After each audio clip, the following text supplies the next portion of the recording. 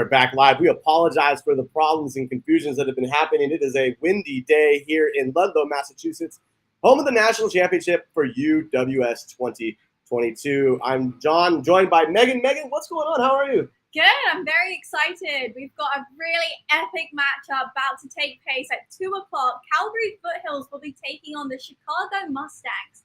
Two unbeaten teams. One trophy on the line. One big trophy at that. We talked a little bit about this trophy on Twitter Spaces. It's exciting to think that we've gotten this far this season, and we are going to have a matchup that everybody, I think, wants to see with Calgary and Chicago. But it wasn't an easy road last night, at least for Chicago, as they only won 1-0 against the Athenians. Mia Wildeman, absolutely superb between the sticks last night. 9 saves, kept their team in the game, but in the end, not enough. The Mustangs were able to capitalize and win 1-0. Megan, what was your thoughts on that matchup last night?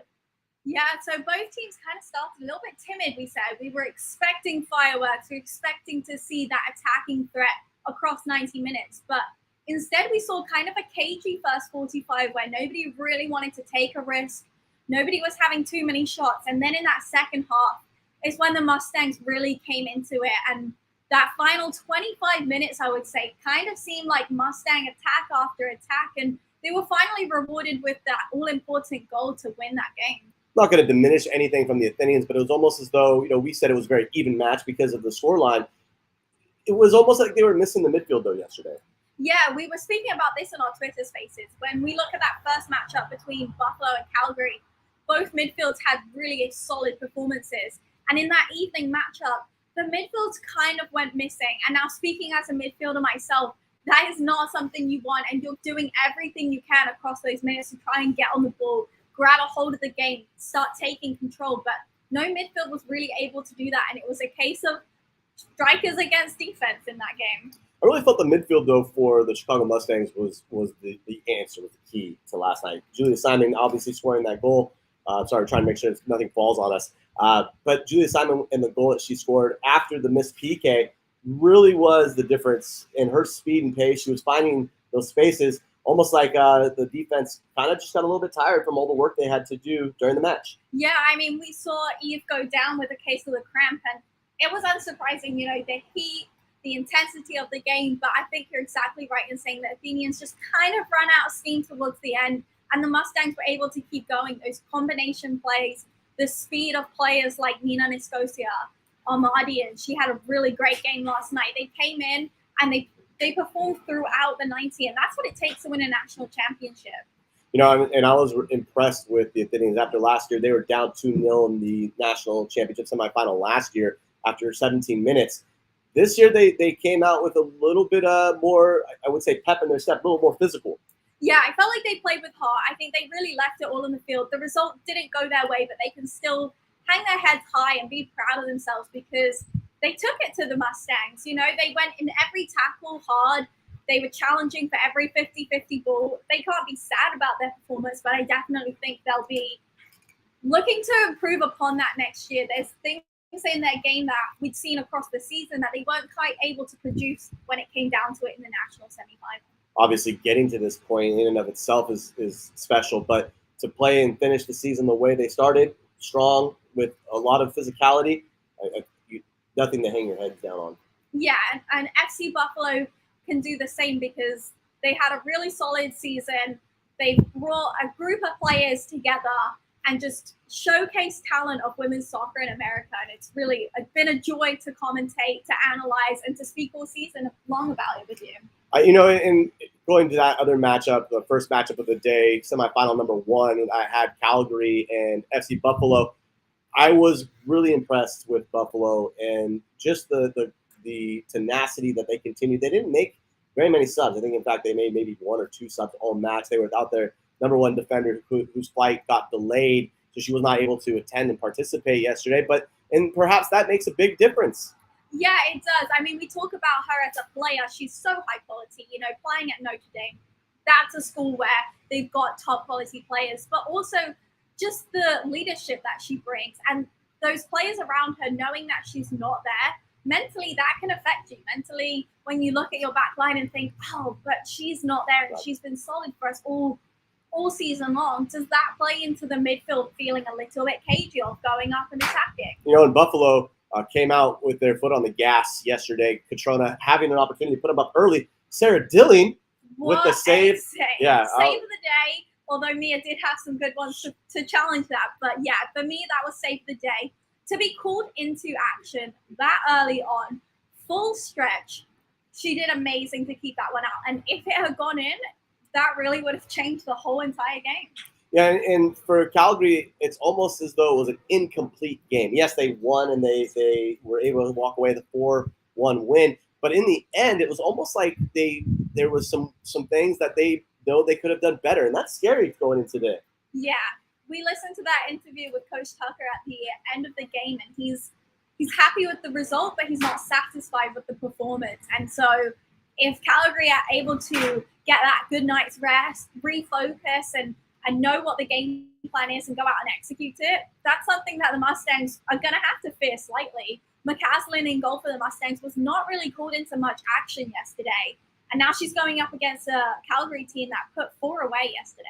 So definitely going to come down to goalkeepers today. We'll touch a little bit about that in a minute. But looking at what we have highlighting today, trophies in midfield here, I'm excited. Megan, what's special about this matchup? Let's talk a little bit about what UWS has done this weekend. Yeah, well, this is the final game of the Summer of Soccer 2022. It's a short season, but we cram so many games into it. And this is the point where it all comes down to this one result. And so these players have an incredible opportunity. We had over 2,000 views on one of the streams last night. People are out there watching. People are paying attention to these players. And so it's a big stage. You want to go out there and prove yourself. And I think these players just need to take ownership, stay calm, stay relaxed. They know it's a big stage, but at the end of the day, it's another soccer game, and they've been playing soccer all their lives. Just go out there and play your game. Right now, local time being 12:48, it's about 91 degrees on here in Ludlow. The pitch is already getting warm. We sat out there a little bit, walked a little bit of it, and it's toasty. But there's a wind that we have not seen since we've landed, and it's so windy that you could hear the Chicopee River over the backside of the stadium. Yeah, this wind is going to have to play into the game today. We might not see so many forward balls going in the air, which can make for a very enjoyable game if we get to keep it on the ground, see those 50-50 tackles. It's definitely going to need to be possession-based in order to keep the ball under your control, because this wind, it's a factor. The gust of wind, probably about 15 miles an hour at its top, but again, anything in the air, it could get knocked down, kind of like a golf ball. Kicking it or hitting that ball in the air, it's just going to get brought down, or it's going to do some funky things. Let's talk a little bit about Calgary coming in. Obviously, last night, incomplete is the way to think about this from Coach Tuck. Megan, what is it going to take for Calgary today to walk away with this with the trophy? I think Calgary needs to bring that physicality that we've seen over in that West Conference, challenging for every single ball, making those last-ditch tackles, bodies on the line.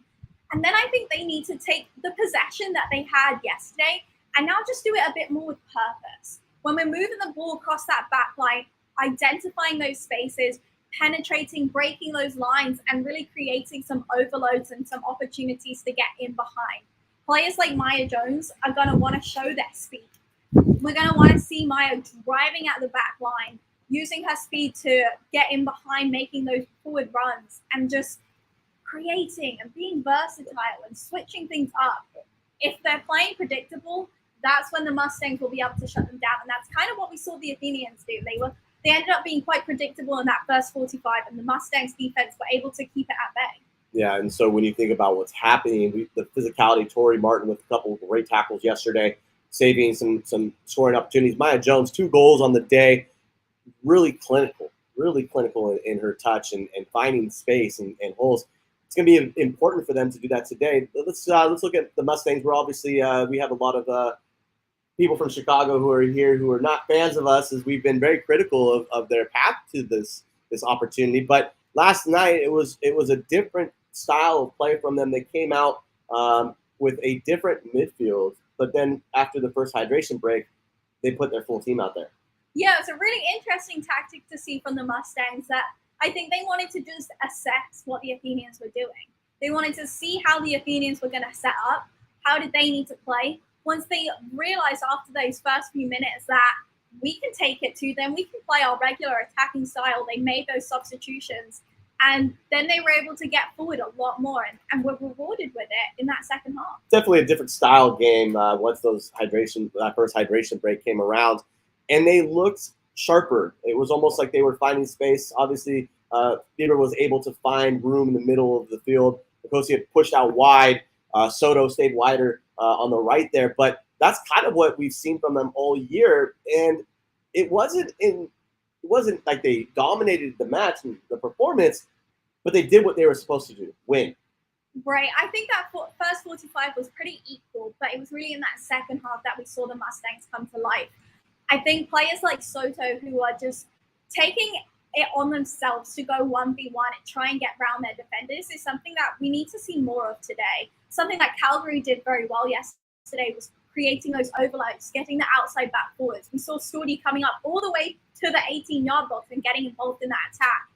And that's going to be key for the Mustangs to do that too. And the outside forwards for the Mustangs are going to have some work on their hand because they're not going to have to just attack. They've got to get back and defend. The leadership that Foothills has with Maggie Zaxko and Tori Martin, obviously having Sarah Dilling between the posts is not a bad thing. That back line is very stout, and it's going to take a lot today for Mustangs to kind of get over that hump, I think. It is. The Mustangs forward line seems to be a bit younger, a little bit more creative. So maybe we see some combinations, we see some different runs, we see some changeovers of positions, and that's what's going to really test that Calgary back line. Yeah, and testing Calgary's back line as the defense kind of comes in. Everybody's starting to show up here for warm-ups this morning, live from the National Championship, Lusitano Stadium, Ludlow, Massachusetts. We're excited to bring everything to you. But Megan, I want to touch on the goalkeepers. I think the goalkeeper play is going to be very important today, and whichever goalkeeper is on point is going to make the difference. Because what we saw yesterday from McCaslin was not her best performance, and definitely there's a lot more that can be done. Yeah, I think that we saw Dilling really control her 18-yard box, whereas McCaslin wasn't quite so bold in coming out and making those decisive decisions. Yeah. Although she wasn't really challenged as much as Dilling probably was. So maybe McCaslin's a little bit fresher going into today. It's definitely going to be an interesting one. Both goalkeepers are going to be called into action, that's for sure. And they're going to have to come up big if they want to keep that clean sheet. As Mustangs walk in, they gave us that glare. They gave us a glance out the side of the eye. Like, oh, you better not say anything. So it's going to be an interesting matchup today. I'm excited to see what's going to take place. Megan, we're going to be live on Instagram on the field here in a little bit to give you guys some of the perspective of warm-up. But what are some of the thoughts as I look at some of the comments we've gotten here live? Yeah, let's see what everybody's saying. I mean, this is going to be a really awesome matchup. For me, I'm expecting some more goals. I'm hoping we see some more clinical finishes, some testing of the goalkeepers early on, creating more chances. It's going to be key because this is going to be a hot game. We want to come out first 15 minutes, get some shots under your belt, really get a feel for what this game is going to be. I really want to see some interchanging of positions, some different movement, just being unpredictable, I think, is what's really going to separate these teams. They've now played a whole season. The coaches have been able to analyze what they've done, and so going into this game, they need to do something different. Yeah. You know, when Mustangs came in early yesterday to watch that matchup, see how Calgary played. Calgary left after their match to go back to recover. I have to ask, does that give Mustangs an advantage after seeing them in live action? I think a little bit, yeah. I think the Mustangs probably did the right thing, but I also don't doubt that some of those Foothills players went home, got in an ice bath, and put the stream on to have a look too. This is a really important matchup for some of these players as well. This is a bigger stage, national championship. It doesn't get a whole lot of recognition in terms of what it's done, but if you think about it, this is one of those opportunities, most coaches in the college level, if you're not in the national championship, you're coming home. So having that opportunity to play for a national championship today for sure is going to play a big role in some of the futures of these women. 100%. This is a whole production. You know, we've got halftime analysis, pre-game analysis, championship dinners. We've got the whole community here. We're reaching out to people. People are paying attention to this game, and so it's a big stage, and you want to go out there and perform. Summer transfer window is coming up, and we're hoping to have some really awesome signings to bring you guys because these players are talented, and they're going to go and often do really big things. And And the reason they can do that is because of this season. And paying attention is what they have been doing, because, look, we've gotten some feedback from people who are, I'm not going to say salty, but definitely as I walked out of the booth last night, one of the Chicago Mustangs parents came up and made sure he knew how he felt about my evaluation time. So it's been great. It's been fun. And the friendly banter is definitely, I appreciate it, because I know they don't disrespect us, but they respect our opinion because we've seen some styles and play change and definitely some mentalities. Oh, yeah, we're here for storylines. We want to create the buzz. We're going to say a few things, slide them in, because we want to create that buzz. We want people to get talking about these players. Every single player that has played in the UWS this season has put in so much work in order to just get here. And they're all such high-quality players, and we don't doubt that in any sense. We're just looking, we're giving our opinion, and we want to hear yours too. So make sure you're tuning in on social media, getting interactive. We want to hear what you've got to say, Tim. And it's interesting. This is the first time you and I have been live together. Obviously, we do things from our own offices at home, but having the opportunity to work with you live, Megan, has been awesome. I couldn't find a better way to celebrate 40 than have this opportunity to hang out with you tonight. We're going to be able to celebrate one of these teams as well as the team that comes in second, because at the end of the day, it's everybody's leaving on the pitch tonight. Yeah, 100%. Even though we're going to crown one champion, everybody honestly has put in so much work to get here. Everybody needs to be just proud of what they've achieved and use it to motivate you, because next year we're going to come back bigger and better. Well, like I said, San Antonio Athenians, who was here last year, not here, but in Round Rock, Texas, this year coming to Ludlow, Massachusetts, they were down 2-0 in the first 17 minutes, and it was night and day. Right. Talk about turning things around from year to year. Every year we're seeing growth of these teams, whether it's their social media presence, whether it's the depth of their roster, all different things are playing into it. We're seeing a lot of teams now adding like those psychological elements, getting a mental coach, getting a sports psychologist to work with players, developing the strength and conditioning side of things. All these additions that we're seeing are just helping women's soccer advance, and that's really what the UWS is about. We talked about the importance of the goalkeeper play today, Megan. Besides the goalkeeper play, what are you most excited about as it relates to this final, as we watch Coach Tucker start setting up some cones, getting ready for some drills? Yeah, I'm just excited to see these girls go out there and battle, leave it all on the pitch. This is the last game in the UWS season for 2022. I mean, what an honor to be a part of it. I think everybody is just going to go out, go hard, and then we'll all enjoy celebrating this evening. So it's going to be a really awesome day. It's going to be a great day. The weather is couldn't ask for any better weather with this breeze, thank goodness, because yesterday up in that box, it was with all the bodies and the equipment, I was sweating. I'm glad we didn't have a camera on us. Oh, yeah, it's a hot one for sure. So today, 2 p.m., Lusitano Stadium, Ludlow, Massachusetts. Come join us if you're in the area. Even if you're not in the area and you're an hour away, start heading over here, because this is going to be a fun environment and one that you're going to want to definitely pay attention to as we get ready for kickoff here. Chicago Mustangs versus the Calgary Foothills. Megan, you can't give a prediction, but can you give a prediction? I have a prediction. I don't know that we can share it on air, though. Ooh. All right, so Megan's not going to give her prediction. I'm not going to give mine either, because I'm not going to want to make anybody mad at my prediction, because it could go one way or another. I'm going to wait till after the first half when it's 0-0 and we just go to overtime. We're going to overtime today. You think so? I want overtime. That's an interesting prediction. I hope that we can find a winner from open play. I don't want to see this game go to penalties, because to me, that's just the worst way to lose in a championship. I want to see goals from open play. I want to see teams using set pieces. I loved what the Mustangs were doing from their corner pieces. I want to see creativity today. Some of the Mustang parents are sitting here to our left. One just gave me the 3-0 signal, thinking it's going to be 3-0.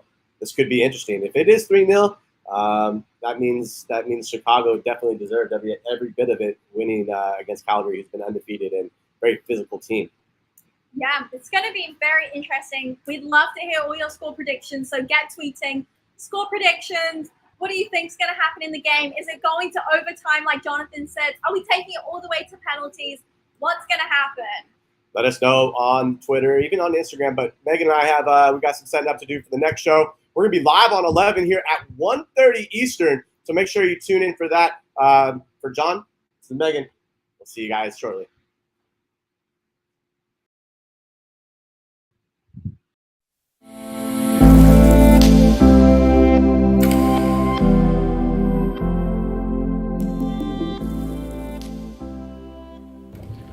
part of UWS because of the opportunity it provides women.